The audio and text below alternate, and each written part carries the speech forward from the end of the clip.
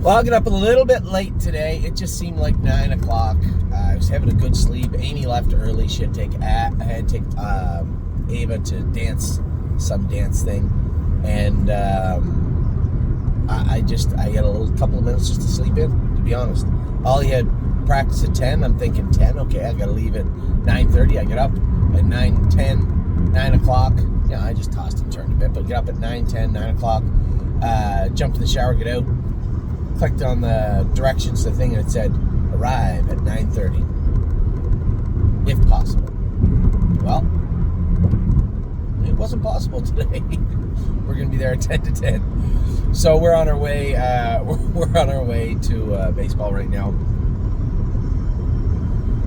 Addie Bear and I. Do you want her pink drink? Because clearly she didn't want it. I want it. Oh, okay. Of course you do. Ollie, I get it. So on our way to baseball practice right now. I want to go over last night. Your videos will be a little late today. Amy loves doing the opening. She mentioned to me now she was going to be doing the opening. I like that. I like that she wants to participate in the videos with me. So we'll wait until we'll converge around 1 or 1:30 this afternoon after Ava's stuff, after Ollie's stuff, after I go to the barn and check in on a few of the horses. At that point, we'll do the video, get it out to you.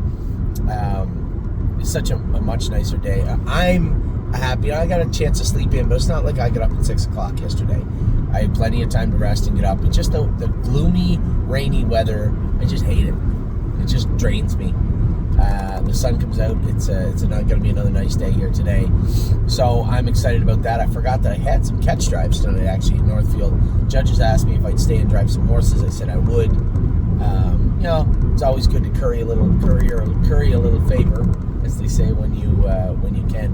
So Does the A after Trosa mean like Australia? That's exactly what it means. It's from Australia. So we had, speaking of Trosa, beat some horses yesterday. I was guarded, right? We had Patrick the Piranha, first start in 3 weeks, 9-hole. We had Trosa up in a salty crew coming off a sickness scratch. Tough. Rosa and Alexandra has been racing great. Truthfully, was our best shot of the night. Resolve Indeed, final of the spring series. How would she do?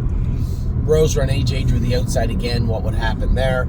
And then Neptune has just not been racing good. How would he do? So I was guarded when I watch you. When you look at today, I'll improve to cautiously optimistic in regards to what's this say? 238 is the exit. Adeline, shh. 238, student driver, no thanks. 238 is this exit, I guess. Yeah, it is. Today we have Rock Shining Star from the outside. Man, he's been racing great. Still unfair. 898, I think he's drawn or something. Save America draws the rail. He's our best shot of the day. And Greatest Ending from the outside. You know, I did an earlier video and I just was wandering. And you ever do that? You're just talking to somebody and forget how you got to where you were. I think I have to go here. Don't I? Oh, no, you're right, Ollie Bear. Good call, pal. Good call. Well, also because that says airport. I know, but I thought we went past the airport, don't we?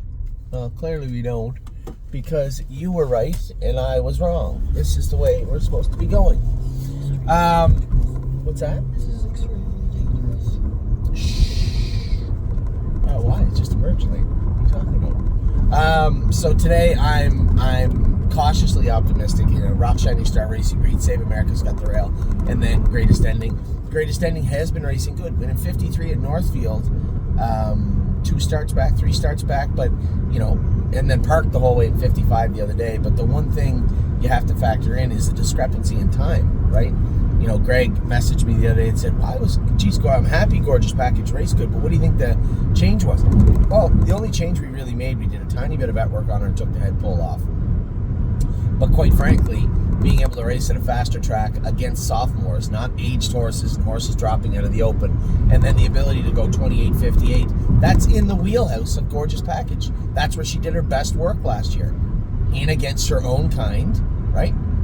And with a breather. The day she went in 54 in Delaware, she was awesome. Her last start, I don't even know if I pulled the earplugs in her last start at Northfield Park when she went in 54, 27-4 in the end of it. But the first 3/8 or even half of the mile, if you get a chance to just give her a solid breather. She's very, very tough to beat, and again, in their own kind. And you know, she showed that filly that beat her is a killer, a really, really nice filly. And I was so happy with the way Gorgeous Package raced. And then that was only accentuated by watching Freedom Hill. You know, if you weren't sure about the difference in time or the difference from Northfield to Miami Valley, well, it should have been cemented when you watch Freedom Hill go. Freedom Hill's a nice filly. 59, 58 was pretty much all she wanted at Northfield Park. It's so hard to gauge when you're racing on a slower surface. You know, Northfield Park, it's hard too, because forever, as a horseman, as somebody, when you were buying horses, the lines from Northfield Park, historically speaking, didn't matter. It was just a super fast place, and the lines, you would just look at them and go, absolutely, and I don't believe that. Because it was hard to believe. One, it was a little bit short. They found it to be short, but don't kid yourself. There's lots of places where if you looked closely at the track, it might be a little bit short. Especially ones that have been long overdue. Pull those pylons all the time, grade the track and put them in, and pull the pylons, put them in. Yeah, it's not that shocking that they're a little short once in a while. And I don't care about the shortness. The shortness was not where the speed was at Northfield Park at all. The speed came from the turns. It was the home of the flying turns. There's no way until you sit behind a horse and raced on it. It was hard to explain. Very few times I'd ever raced on a half where you would get to a turn with a horse that was good on a half anyway, but get to a turn and they would accelerate into and throughout the turn. You don't see that very many times. Horses are constantly letting off the gas or switching their leads to a more comfortable situation in the turns, where in the previous track at Northfield, they would just blast through them. You'd have horses come in that wore roller burrs and Murphy blinds on the inside. All of a sudden, the line pole is plenty. They were just the most forgiving turns I'd ever seen, and I'm not sure why they wanted to change them, but they did. There's no more flight in the turns at Northfield, and now it's just a normal half-mile track, and I suspect every single track record you see at the top of that program will be there in a decade. And that isn't me trying to take a shot at Northfield. I don't really care about time. I care about the horses doing well, racing well, and quite frankly, as a driver, winning races. That's all I care about. So, flying turns, no flying turns, fast, not fast, I don't care. But when you're looking at how much faster a track like Miami Valley is than Northfield Park, it's obvious. It's very, very obvious. So I'm excited to see Aunt Lily race there this week. I'm excited to see the 3 horses race there again today. And as they close down, we go to another new facility with a brand new paddock. And that is Scioto Downs. And that is a very, very fast track also. So excited about the summer ahead for a number of reasons. But let's talk about right now. Let's talk about what went on last night. As I said, we had a number of horses coming back off rests or drew the outside or coming off sickness scratches or in the final of a stake race. So a lot of questions to be answered. In regards to our horses and how they're doing. Patrick DePron, I thought, raced good for him to be off 3 weeks out of the 9-hole. Just nipped for 5th. 53 and 2, 28 on the end of it. That's as good as you could ask for that horse yesterday. I thought he raced really good. And the young Hanners kid drove the horse very, very well. Trosa, again, coming off that scratch, but I thought he was a little flat. We scoped him after. Tail end of that sickness. A lot of mucus still there, some redness in his airway, and there was some blood. Now remember, this horse landed on this continent because he was a bleeder, so you have to make sure that we have him cleaned up, dried up. I know that Harry said he trained well and he thought he was great. Obviously, we were maybe just a little hair quick, a little hair trigger, so to speak, getting him back into go. I think putting him on antibiotics and being very aggressive to dry him up this week, and he'll be just fine in the future. The horse that I thought had the best shot yesterday certainly did have the best shot. Yeah, you just turn up here. Rosa and Alexandra raced great.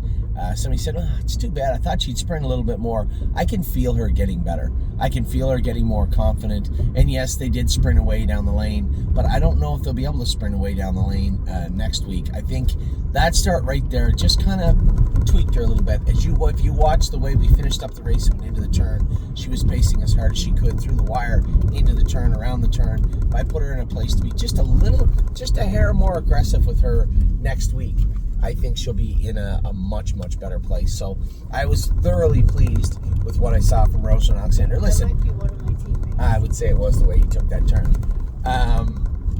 I was thoroughly pleased with Rosa and Alexander. Listen, guys, I want to see her go out and be a 152, 153 pacer, but all those paths are different, right? Oh, what's wrong? We're on a turf field. Let's go. Yeah.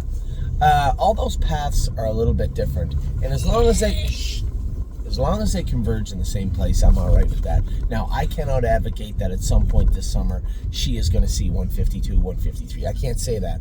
I want to believe it.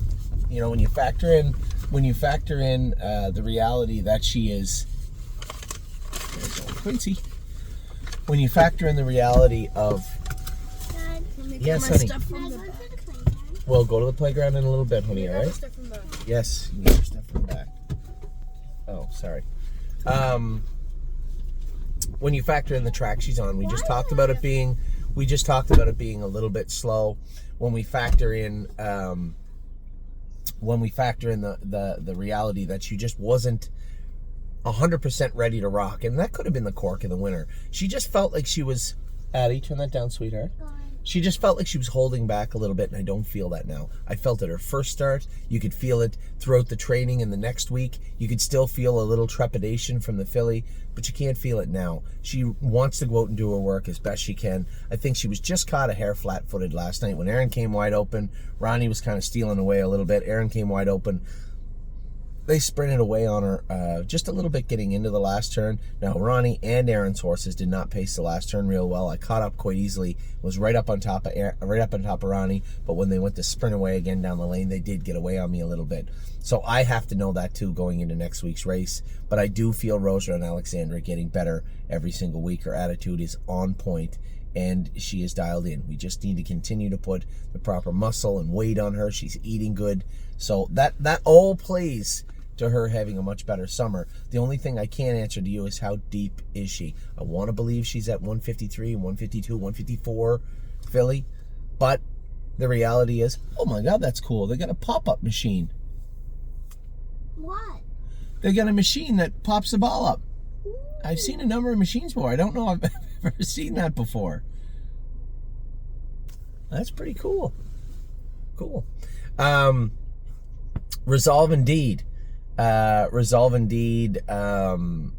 night, looked like she could have got away a little closer, and James opted to get away further back. One run leaving, another one was out of gear. The other favorite was getting away at the back. I could see maybe he just wanted to get a good trip with that filly, but nice catch. A good trip with that filly, and it ended up she was a little flat on the end of it. We did scope her. There wasn't a lot of blood found. I can tell you this, for a horse that has one lifetime win, and the maiden's getting a little salty, I wouldn't hesitate at all. If there was a gap in her schedule, and I'm going to look, we could rock her over to the Meadows, or over to Northfield Park and maul them for about 2 or 3 weeks. So if there was a little gap there, and you might say, well, is it really worth paying the $600 here shipping and the $600 back? So that's $1,200 or whatever it is. Let's say it's $1,000 to race for 8 or 9. Well, yeah, if we get all of it, if she can put together $9,000-$10,000 over a three-week period, which I believe she probably could, then I believe it would be worth doing that. So I'm going to keep an eye on her schedule and see if we can't, what I always say to you guys, come fall, when we look to move these horses like her, I would like to have 5, 6, 7 wins on their card. I think if we don't, it's wasted time. So Resolve Indeed, that's something that's in the back of my mind also, is maybe looking at her schedule. I hate when I let my drink get. If you guys drink, you can't get. Has to be hot. A little too cold. Rosa and AJ last night again got away, and gets away fourth and stays in, gets locked in. I want to tell James, listen, he's not staying there. Like, he has races in Ohio all year. You don't have to save him, but I get that he didn't feel like he wanted to come first over with him, which is fine. Rosa and AJ is much like, I use this horse a lot because he's a perfect example right now, but Blue Ventura, right? If you stretch him too thin, too early, or have him in where you got to go wide open for an extended period of time, they're just not effective, right? They're not as deep as you want them, but he is fast. Paced 53 last night, 28. He paced 53 or 54 the week before, 26-4. There's speed there, but you got to use it on his terms, and that's likely why James didn't move him last night. I just sent Harry a message, and I guess this will play into exactly what I'm going to say. Neptune just raced bad. And I said, listen, JK Victory and Time Is On My Side are going to Ontario in the middle of the week. I think it's probably good we take Rose Run AJ and Neptune over to Ohio. We can race Rose Run AJ here before the 16th in a much easier class. And we can race, gotta make that catch. It's pretty cool here. So they're playing right on a turf field here. It's considered Cleveland. So Neptune, he didn't race good, a little floundered on the end of it. He's another one, right? I've seen, in my life, I've driven a lot of Bettor's Delights like that. A little sulky, right? When things don't go their own way, they pout. You know, he's on that left line. If you watch close down the backstretch, you saw him get on that left line away from that foot a little bit that he believes is bothering him. So we're going to give him a little change of scenery. You'll likely see him show up at the Meadows next week. He fits an hours of 3,000, I think, or 4,000 there. And Rose Run AJ will find a spot for him also. You know, the reality is we have some good horses. We have to move them around, and I don't want to just take horses out of Ontario. But the reality is, my job is to put them in the best place they can do the best job, the best work. And, you know, Rose Run AJ drawing the outsider racing where they're going to go in 51-4. Yeah, he's already shown he can go in 53. Shown he can pace 26-4 on the end of it. Now it's time to show us you can get to the winner's circle and get your picture taken. Because make no mistake, the Buckeye's not going to be a cinch, right? If you guys are sitting at home thinking, I can't wait till a Buckeye and he goes out and he wins, they're no joke, right? Those are the same types of horses you're going to be waiting for in the Buckeye. So again, as we get into the summer, I'd like to turn those 2 or 3 wins into 5 or 6 and make sure that as we get into the summer, if we decide, hey, you know, it's just not working out with Rose Run AJ, then we put some wins on his card, we put some money on his card, now we're going to turn the horse over. There's nothing wrong with that. And that is the plan for all of our horses. Resolve Indeed, Rose Run AJ, Rose Run Alexandra, all those younger horses that we're going to be racing. It's the same over and over. Blue Ventura, you know, Admiral Dio, well, he's 4 now. I guess it's not the same with him. You know, all of them, all the horses. So as we look at last night, I guess it would be on the left, on the poorer side of the spectrum.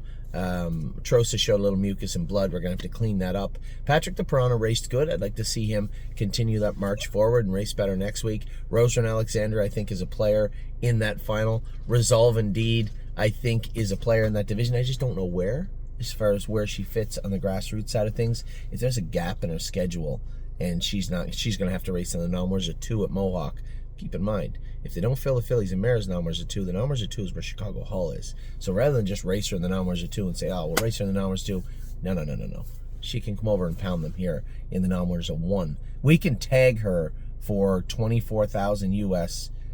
Oh, Ollie almost made a big catch for 24,000 US, which is almost 30,000 Canadian. So I think we have options, lots of options with Resolve Indeed in respect to where we can race her and what we need to do. The number one thing is we do not need to be racing her over her head all summer long.